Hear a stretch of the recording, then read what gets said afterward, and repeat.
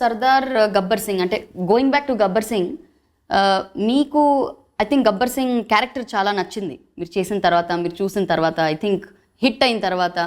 So you really love the character, అందుకనే దాన్ని అలా ఎక్స్టెండ్ చేస్తే బాగుంటుంది అంటే గబ్బర్ సింగ్ సినిమా అసలు ఒరిజినల్గా నాకు అవుట్ ఆఫ్ నెసెసిటీ వచ్చింది.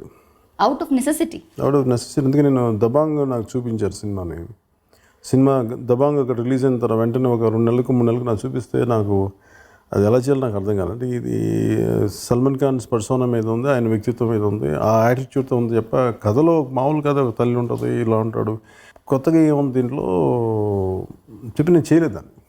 మేము గబ్బర్ సింగ్ చూసేటప్పుడు కూడా సల్మాన్ ఖాన్ నేను తలుచుకోలేదు సార్.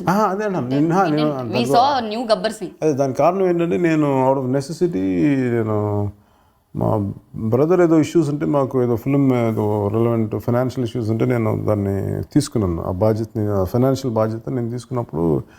సో వెంటనే ఏదో సినిమా స్టార్ట్ చేసి అప్పు తీర్చాలి, ఆ నెసెసిటీ అవసరం అనిపించింది. యాక్చువల్గా నాకు అవసరం 2 గబ్బర్ సింగ్లు అవసరాల మీద వచ్చినాయి సినిమాలు. అంతేగాని నాకు సినిమాలు చేయాలనే కంటే కూడా ఇప్పుడు అర్జున్గా ఏదో డబ్బు సంపాదించి అప్పులు తీర్చాలనే దాని మీద వచ్చి స్టార్ట్ అయినాయి. ఈవెన్ ఫస్ట్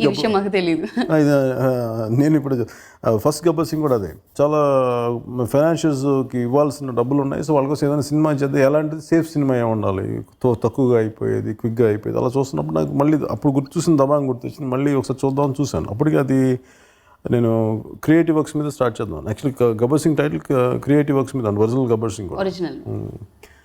సో నేను స్టార్ట్ చేసి, సో నాకేమనిపించింది, అప్పట్లో ఒక పోలీస్ ఆఫీసర్ ఒక ఆయన ఉండేవాళ్ళు మనకి ఓల్డ్ సిటీలో, ఈ మైర్ ఆఫ్ కమ్యూనల్ రైట్స్ జరుగుతున్నప్పుడు నాకు తెలుసు ఆయన, అంటే నేను దూరం నుంచి చూసేవాడిని, నా ఫ్రెండ్స్కి బాగా తెలుసు ఆయన.